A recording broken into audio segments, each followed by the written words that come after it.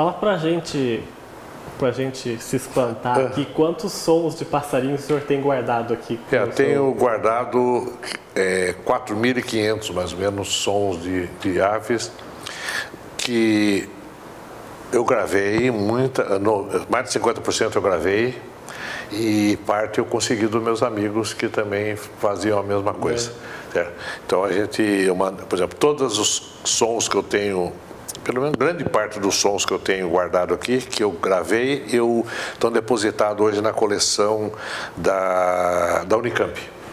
Tinha um amigo da Unicamp falecido, o Dr. Jacques, que fazia isso, gravava os sons, e eu cedi todas as vozes para ele pôr no museu deles lá. E o senhor, desses sons, de tanto escutar, de tanto saber mesmo disso aí, o senhor é capaz de distinguir cada som, cada espécie? Eu não consigo todas, mas pelo menos das nossas, mais de 50% eu acho que eu identifico só de ouvir o som sem precisar ver. E como é que foi essa experiência do senhor? Foi de 85 a 91 que o senhor disse, de 85, eu já gravava antes, mas eu gravava já antes e era para mim ter ido trabalhar na Unicamp, com esse meu amigo francês, o Dr. Jacques Veillard. E daí ele ficou de me comissionar na Unicamp, porque eu era efetivo do Estado, para mim trabalhar com ele. Fiquei esperando um ano, mais ou menos, um ano e pouco, não saiu o meu comissionamento, aí a USP me comissionou. A Universidade de São Paulo me chamou e falou se eu não queria ir para lá. Falei, se vocês conseguirem o meu comissionamento, eu venho. Foi uma semana. Lá eles tiveram mais força. Uma semana saiu publicado o meu comissionamento. Eu fiquei comissionado na Secretaria do Meio Ambiente, no gabinete do secretário. E fiquei de 85 a 91 comissionado em São Paulo, prestando serviço para a Universidade de São Paulo. Então foi o período que eu viajei do Rio Grande do Sul até o Amazonas, Nordeste, Centro-Oeste, as montanhas de Minas Gerais, para o Brasil inteiro atrás dos passarinhos. Explica pra gente como é que se dá isso na prática. Como é que, por exemplo, o senhor falou que descobriu umas espécies. Como é que se descobre? Como é que o senhor percebe esse tipo de coisa? A primeira ave que eu descobri, eu estava numa região lindíssima chamada Serra do Cipó, que fica a 100 quilômetros mais ou menos de Belo Horizonte.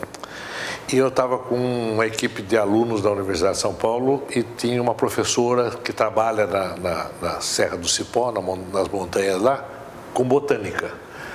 E nós saímos aquele dia e fomos até o alto da montanha, mais ou menos 1.700 metros. E ela estava vendo as plantas e eu estava olhando e vi um passarinho cantar. Ele cantou, falei, eu gozado desse passarinho, nunca escutei esse som. Aí, falei, nunca vi esse som nessa altura aqui. Voltamos embora no final da tarde. Quando foi no dia seguinte, nós íamos numa outra área, eu falei para a professora, em vez de eu ir com vocês vão me deixar no mesmo lugar que nós tivemos ontem. Mas eu já subi preparado, com o gravador, com tudo lá. Falei, passarinho, que se ele cantou ontem, ele vai cantar hoje. Então eu subi sozinho até no alto da montanha, sentei numa pedra e fiquei lá horas esperando. Não deu outra. Ele cantou do outro lado, eu gravei com o gravador,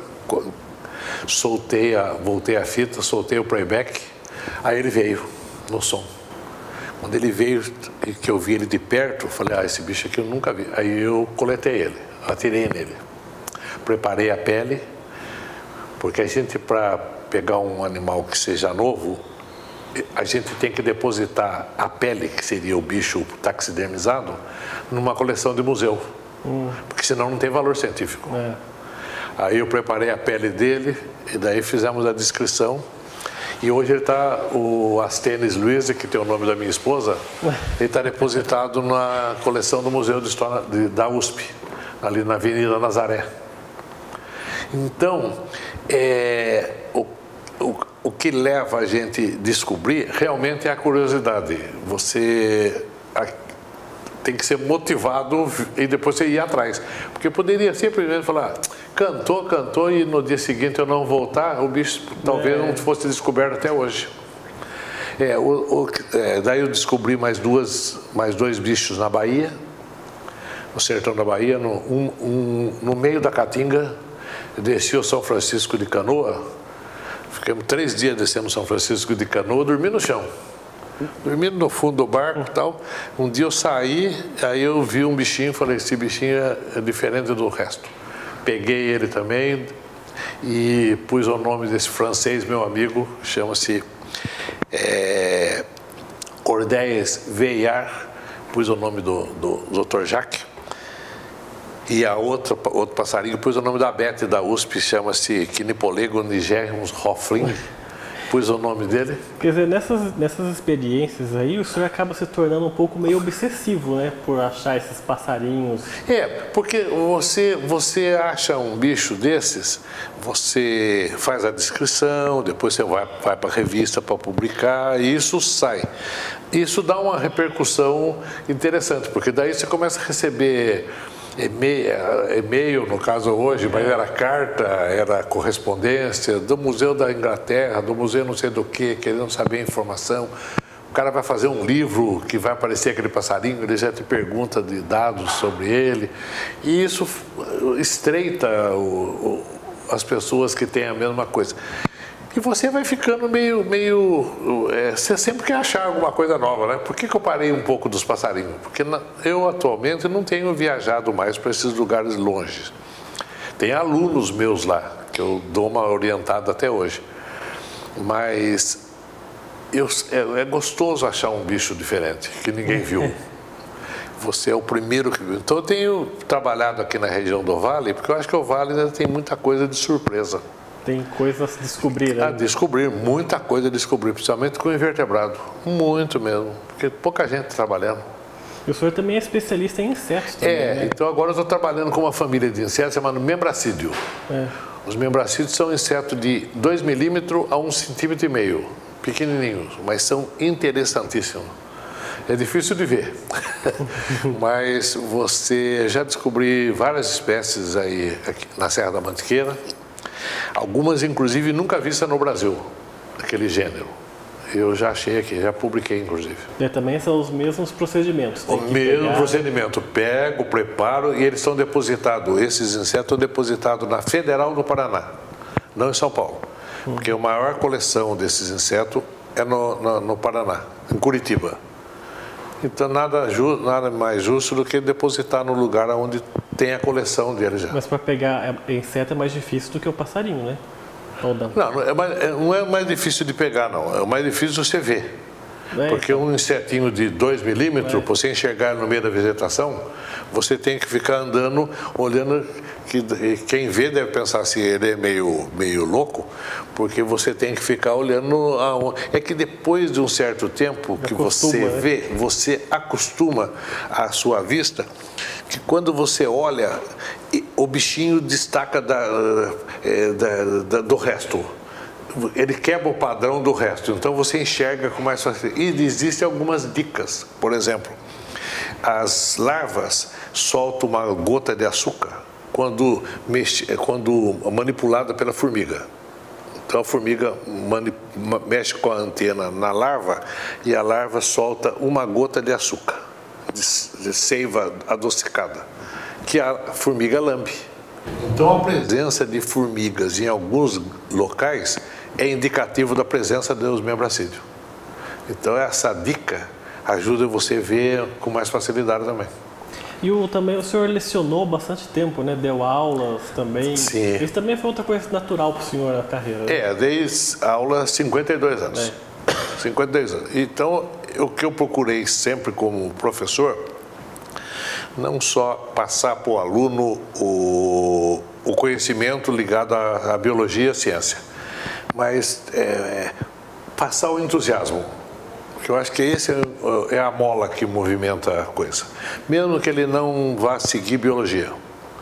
Porque não é todo mundo que você dá aula no colégio que vai ser biólogo.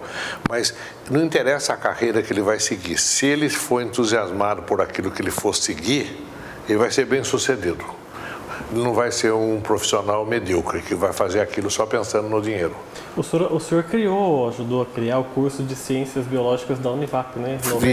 92 eu montei o curso da Univap de Biologia, fiquei como coordenador durante um bom tempo, depois parei da coordenação, fiquei só lecionando. E o curso de Biologia, ele foi montado na gestão do professor Gargione, como reitor, e montamos um centro para ensinar biologia diferente daquilo que seria o normal. Então tem um borboletário, tem um serpentário, tem uma parte de piscicultura, tem uns viveiros de muda. Então ele tem um centro que a gente chama lá Centro de Estudo da Natureza, onde você tem um complexo, cada um funcionando com alguma coisa de animal, onde os alunos fazem os seus estágios. Então fica diferente de você dar uma aula de sala de aula e você levar o aluno para ele... Não é a mesma coisa. Não é a mesma coisa. Então nós temos lá duas áreas de floresta, de mata grande. E, além de tudo, tem o serpentário, na época tinha mais de 400 espécies, cobras.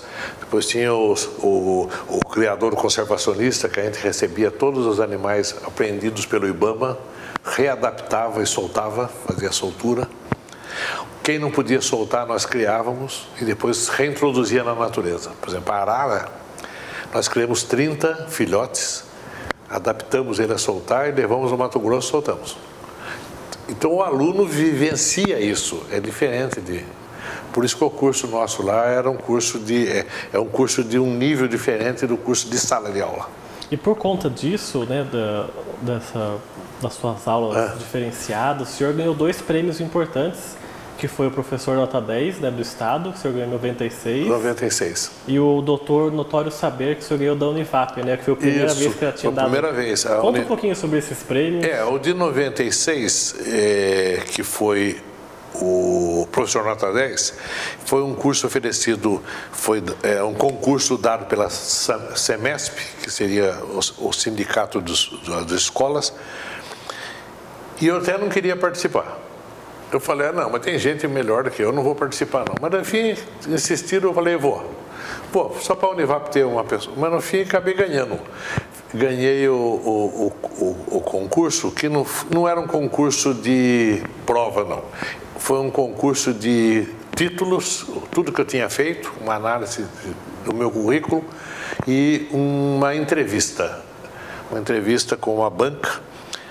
E foi uma surpresa, porque a gente só ficou sabendo do final no dia da premiação.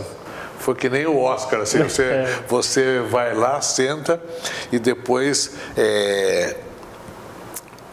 vai comentando, tal, no fim você acabei ganhando. Depois, a partir do ano seguinte, eu passei a ser da banca examinadora dos próximos concursos.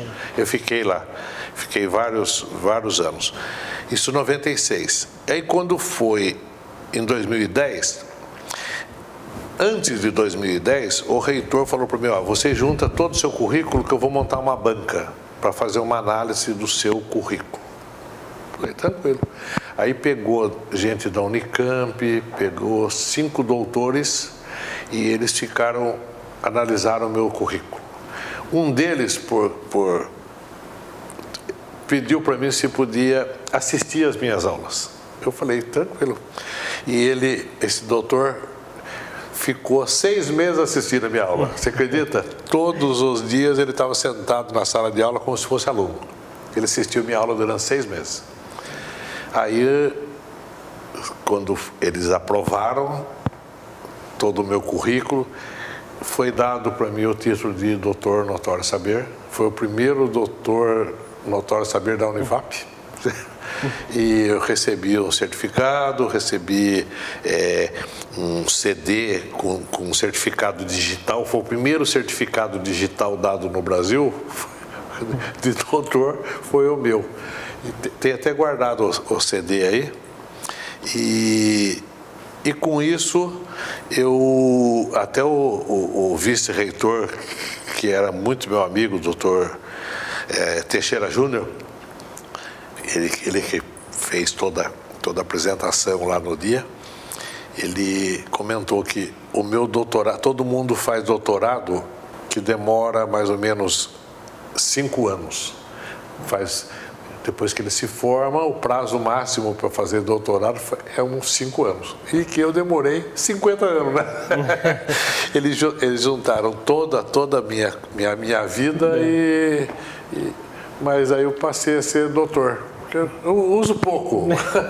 Eu só uso quando vou ter que fazer um laudo, alguma coisa assim. Então eu assino, apoio o doutor, o DR ali. Não. Fora disso, não. Isso aí é uma questão só de...